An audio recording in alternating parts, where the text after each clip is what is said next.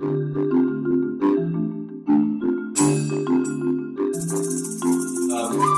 particular setup is set up to operate from left to right. It's actually the same direction as the dish machine here. We're providing you with solid pot and pan soap. It's actually a very premium product that we're providing for y'all. Cuts grease very well. This particular dispenser, you just turn it on, and that produces a really nice, rich, thick lather. And then typically with this dispenser, we want to add some additional water to it. All of your sold dishes have to go into the left compartment. Once you scrub and get the bulk of all the soil and debris off of those dishes, then you would rinse those dishes, and then they need to be fully submersed in this quaternary sanitizer that we provide with you. So with the test strips to check this also. It has the directions on all of your wall charts, and then we are also providing you with an additional test station.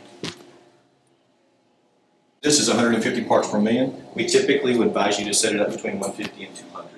As you continue to wash, rinse, and sanitize, you will actually be diluting the rinse compartment. And so if you start out with a very, very marginal or low concentration for your quat, by the time you end up with your dishes for that particular meal, you could end up with not having an adequate concentration. Okay. Again, this is something that the state loves to check. Same thing with the city when you have your favorite health department inspector come out.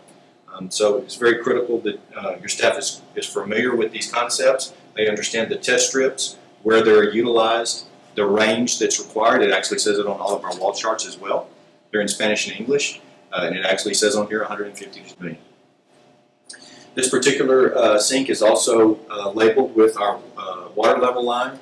That water level line is important because it allows you to kind of establish a standard so that when you do fill your sinks, you're filling them basically to the same level on a daily basis. You'll get familiar with the systems and how they work, and it'll make your life better and simpler when you're trying to establish and set the correct concentrations, especially for your quaternary sanitizer. When the dishes are removed after being completely submersed, they need to be submersed for 10 seconds at least.